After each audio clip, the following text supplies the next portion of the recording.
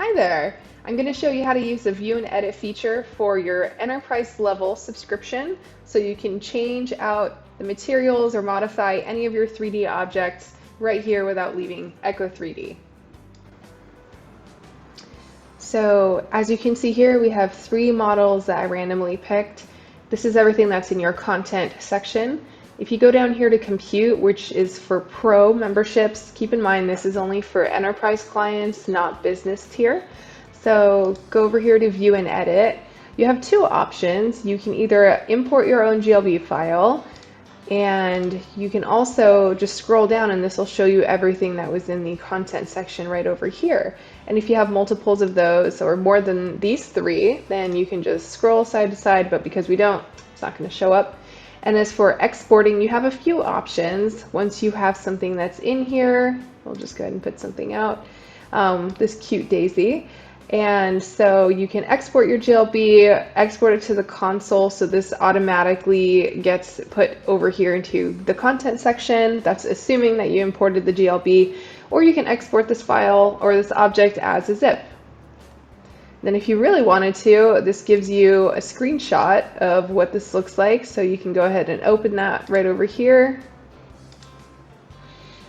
And then next we have the option for some editing, and first thing is the lighting factor. If you had any kind of environmental setup that you wanted to use for lighting, you could just go ahead and upload that over here. The exposure, just like a regular camera or in Photoshop, just how blown out you want the image or the object to be. You could use the environment as a skybox, which is going to give it the ability to be stretched in a 3D environment. And then by default, the shadow is very minimal on most game objects, but over here you can mess with it a little bit. This actually has none, and then we can go ahead and make it as dark as we want. We'll keep it at like halfway just to show you this next feature. And the softness of the shadow, as you can see, the lower I go, the sharper the edges are. So we'll make that pretty soft. And then over here for the hotspots, this is a pretty cool feature because this gives you the ability to add an actual section on here. Let's go ahead and label this item. So this is the stem, and then we can add another one.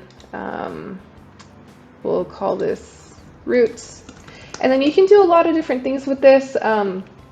Traditionally, people would just have it to redirect to a website or a drop down of information. Say you're looking at this plant and you want to learn more about it, there could be an informational block that comes out. You could really just do so much with these hotspots. And then you could create a poster with this, for example.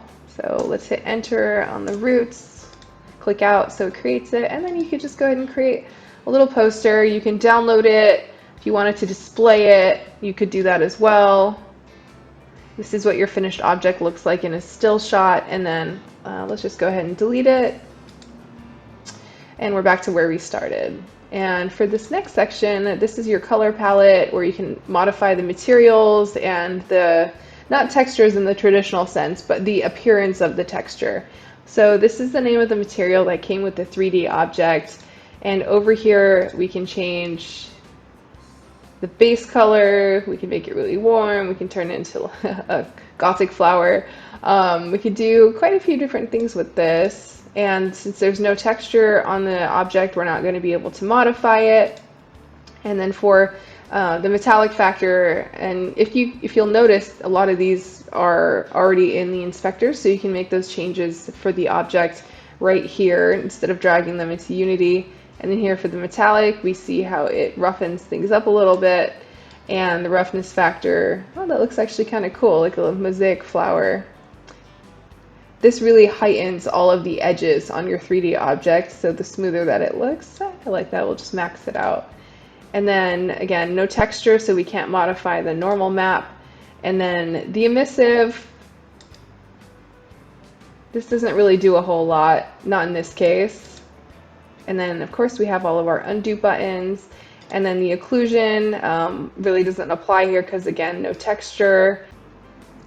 And then over here you can make a double-sided material if you wanted to and change your alpha blend mode.